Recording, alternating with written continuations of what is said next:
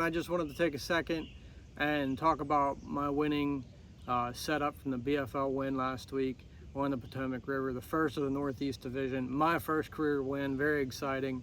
And first I want to just set up the conditions a little bit. It was a kind of a post-frontal, windy, high bluebird skies day.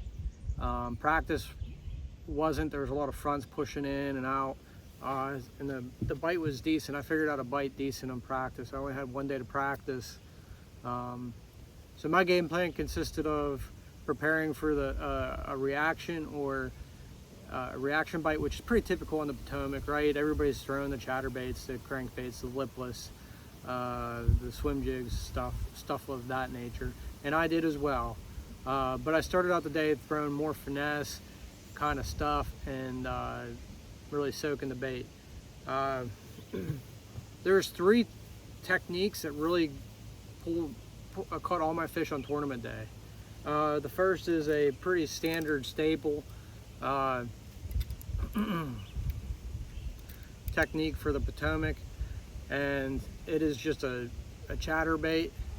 And I really like throwing like a swammer or another minnow style trailer, single tail trailer on the back of these when I'm fishing grass. However, this time I was fishing a lot of hardcover, and a little secret with hardcover is throw a more of a beaver profile bait.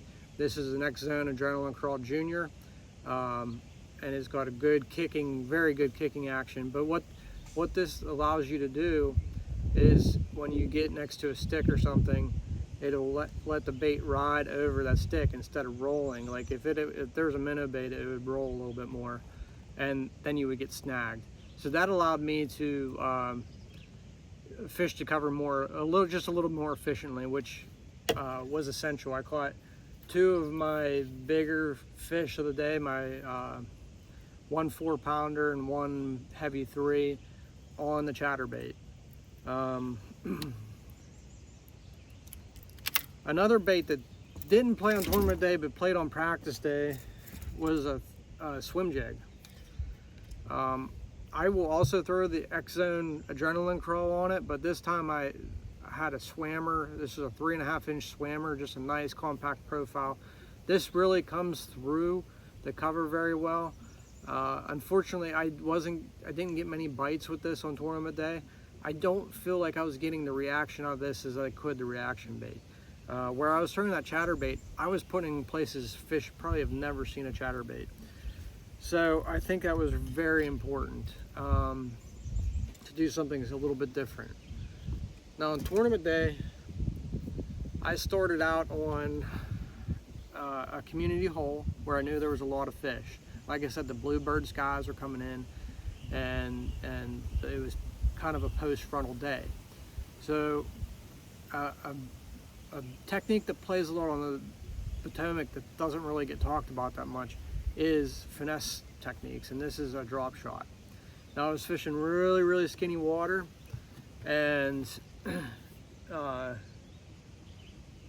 there's a few secrets to this drop shot that helped me get more bites, and I fish it just differently than other people, and it turned out to be a big player. It let me get a limit by 7 o'clock. We launched at 6, so first hour I had 12 to 13 pounds in the boat on this technique alone. So let's start with the line. I use Cortland Master Braid, either 10 or 15 pound. This, for instance, is 10, and I just use it, tie a fluorocarbon leader. This is a 10-pound leader. The watercolor, the visibility didn't really matter to me as far as this goes. So I went 10 pound. It's just a little added security. So let's talk about the line a little bit more. The Cortland Master Braid is probably, so a common problem with braided lines on spinning rods or wind knots, right? So one of the common things I found with braided line is certain brands produce less wind knots, and Cortland is one of those. Okay. Another thing Cortland does is for for whatever reason, with their knot strength, no matter what knot you use, I don't care what knot you use, it just seems to hold up better and secure better to that braid. Unfortunately, I learned that one the hard way. Two other little secrets with this drop shot is I drop it down to a 6-inch X-Zone in green pumpkin. The watercolor at the Potomac wasn't really the best for green pumpkin, but I have such confidence in green pumpkin. This is green pumpkin blue flake, actually. I have such confidence in green pumpkin based baits. That's what I was going with. Another secret to my drop shot is you see a lot of guys using straight chain hooks for around cover. I've had no success with them. I've lost more fish on them than anything else. I went to an EWG style, either a number 1 or a 1/0, and it is. I've been doing that since Aaron Martin's in the Classic. You know, since I was introduced to the drop shot in 2005 by Aaron Martin's at the Pittsburgh Classic. I started messing with the EWG hooks, and then I tried the straight shanks, and it's just I don't have any luck with them. The final thing I was doing, I was throwing a pretty lightweight. Now this one's a 3/16. It was windy that day, like it is today, so I went slightly heavier, but I really like that 1/8 ounce. That 1/8 ounce is vital when you're fishing shallow water, and I was fishing really shallow water.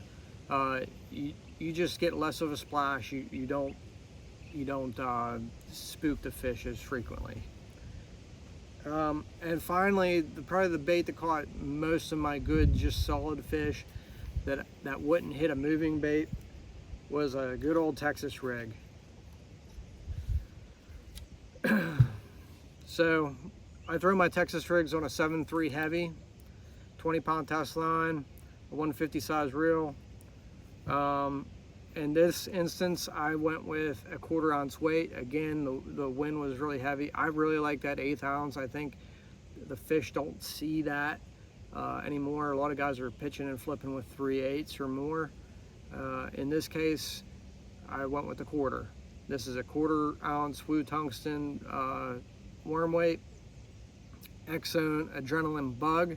Unfortunately, I learned that they just discontinued these this past month. I still have a bunch in my stock, and if you want them, you could probably still find them in certain places, but I would not wait around. I would jump on it. There's something about their plastic that's just, it's not floating that I'm aware of, but it's just a very durable plastic. It's not like the Lastec. It's not going to last forever, but it's very durable, but yet it has a certain amount of buoyancy to it that really seems to help me work this bait.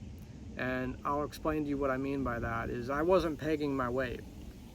So these fish, when I would flip it by the piece of cover, were not hitting it on the initial fall. I would have to pop it off the bottom, and again, I was in shallow water, so I would bring it up to where I could actually see it beneath the surface. And that weight was separating from the worm, about the bait, about that much. It's only like 3 or 4 inches. And the bait would go this way and the weight would go that way. And they would, once that happened, the fish would unload on it. They unloaded on it, and that was my secret to getting the reaction bite on the shallow water. And I'm doing something, just at least I feel like I'm doing something a little bit different with this bait than most guys were. And in a body of water like the Potomac, you need to be doing something a little bit different, just for the sake, like these fish have literally seen a bait probably 20 times a day. So that's what I did. That was my setup for my first BFL win on the Potomac. I hope this helps you. Maybe I'll try to put some other content out on deeper on exactly what I was doing. You know, deep dive into that kind of stuff. But I really hope this helps you. And hey guys, go out and give this stuff a shot. You will catch fish doing this. It's just a matter of putting your head down and keep working. Hey guys, I'll talk to you later. Have a good day.